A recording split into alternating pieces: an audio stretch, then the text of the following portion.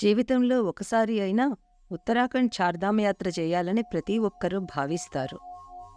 ఆ భావనతోనే మేము ఉత్తరాఖండ్ చార్ధామ్ యాత్ర చేయాలని తలబెట్టాము. అసలు చార్ధామ్ అంటే తూర్పున ఉన్న పూరి, పడమర ఉన్న ద్వారక, ఉత్తరాన ఉన్న బద్రీనాథ్ క్షేత్రము, దక్షిణంన ఉన్న రామేశ్వరం.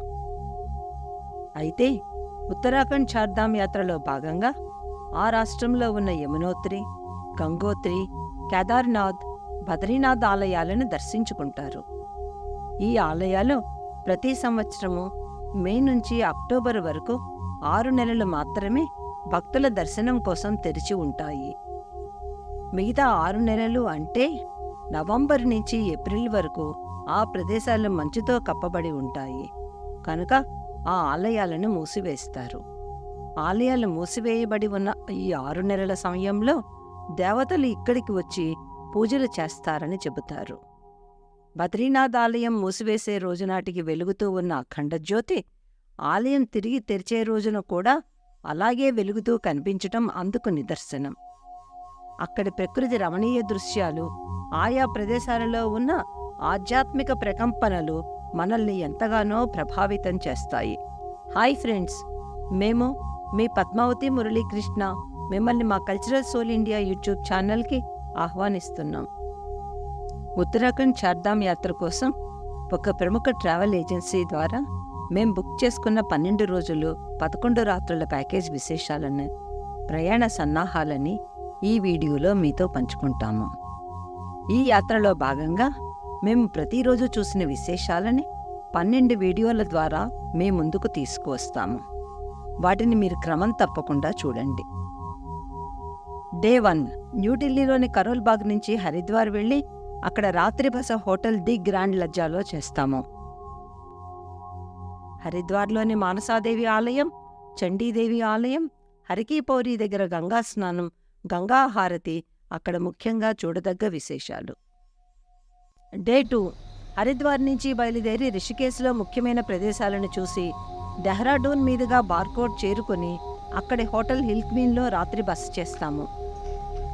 సమయం తక్కువగా ఉండటంతో రిషికేశ్లో రామ్జూలా, లక్ష్మణ్జూలా వంతెనలని, గంగానది ఒడ్డున ఉన్న కొన్ని ముఖ్యమైన ఆలయాలను మాత్రం చూడగలం. డే 3 బార్కోట్ నుంచి బయలుదేరి యమునోత్రి చేరుకొని యమునామాత దర్శనం చేసుకున్న తర్వాత తిరిగి బార్కోట్ చేరుకొని హోటల్ హిల్ క్వీన్లో రాత్రి బస చేస్తాము. బార్కోట నుంచి హనుమాన్ చెట్టి మీదుగా జానకీ చెట్టి వరకు 37 కిలోమీటర్ల దూరం వాహనాలలో తేలికగానే వెళ్లగలం. యాత్రికులను తీసుకొచ్చిన కారు, బస్సులు జానకీ చెట్టిలోనే ఆగిపోతాయి. అక్కడికి 6 కిలోమీటర్ల దూరంలో ఉన్న యమునోత్రి చేరుకోవటానికి భక్తులు నడుస్తూ కానీ, డోలీ ఎక్కి గాని, పాల్కీ ఎక్కి గాని, గుర్రాలు ఎక్కి గాని వెళ్ళాలి. ఇది కొంచెం కష్టసాధ్యమైన ప్రయాణమే. కానీ యమునోత్రి ఆలయం చూడగానే అప్పటి వరకు మనం పడ్డ కష్టం మరచి అద్భుతమైన అనుభూతిని పొందుతాము.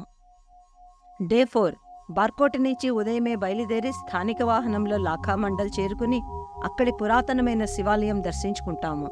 అక్కడి నుండి తిరిగి బార్కోట్ వచ్చి మధ్యాహ్న భోజనం చేసి 100 కిలోమీటర్ల దూరంలో ఉన్న ఉత్తరకాశీ చేరుకుని హోటల్ ఆకాశ్ గంగలో రాత్రి బస చేస్తాము.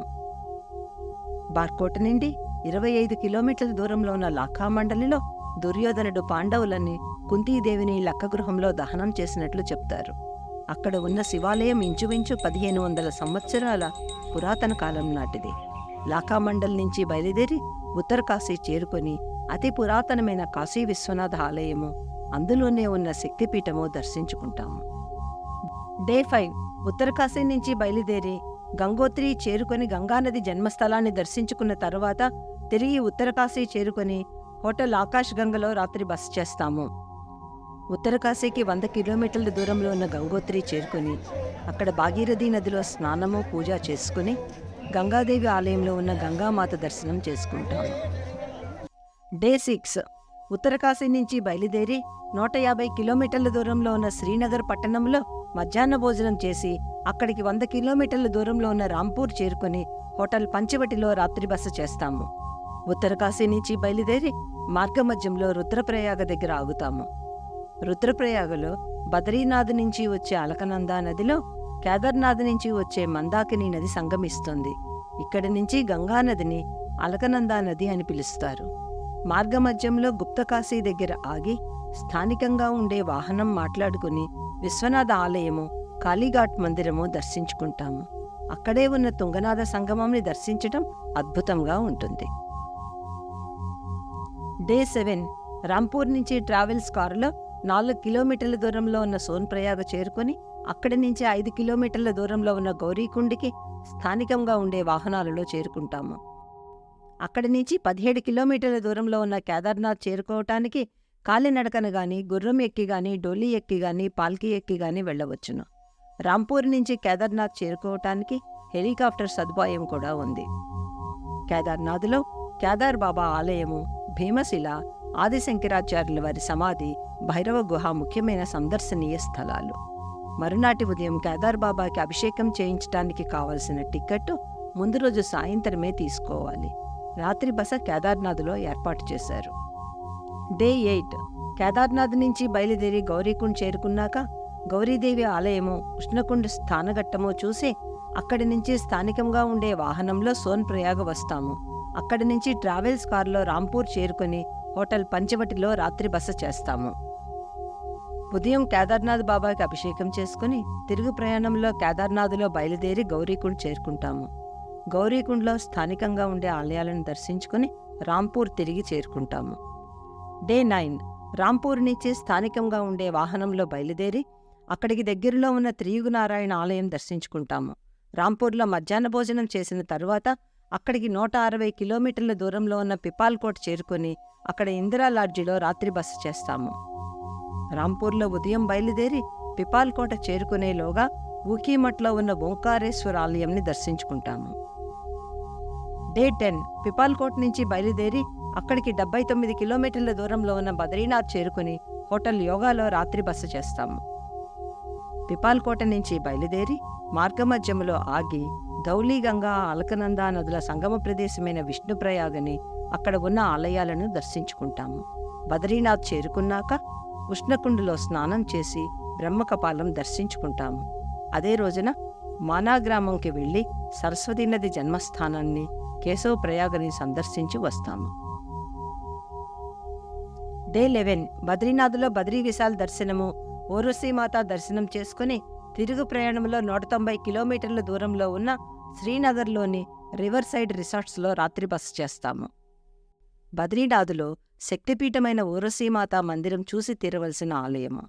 బద్రీ విశాల్ ఆలయంలోకి వెళ్లి అంతరాలయ దర్శనం చేసుకుంటాము. తిరుగు ప్రయాణంలో జోషిమఠ్లోని నరసింహస్వామి ఆలయం దర్శనం చేసుకుంటాము. ఆ తర్వాత మార్గమధ్యంలో ధారీదేవి ఆలయంని దర్శించుకుని శ్రీనగర్ చేరుకుంటాము.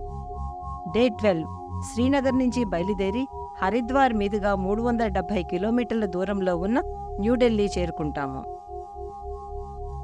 శ్రీచక్రం మీద నిర్మించబడ్డ శ్రీనగర్ పట్టణంలో ఉన్న కమలేశ్వర ఆలయాన్ని దర్శించుకుంటాము. ఉత్తరాఖండ్ చార్ధామ్ యాత్ర గురించి 2024 సంవత్సరంలో తెలుసుకోవలసిన కొన్ని ముఖ్యమైన విశేషాలు ఇప్పుడు మీకు చెబుతాను. ప్రతి సంవత్సరము చార్ధామ్ యాత్ర ఎప్పటి నుంచి ఎప్పటి వరకు ఉంటుంది అన్న షెడ్యూల్ని ఆలయ కమిటీ వారు నిర్ణయిస్తారు.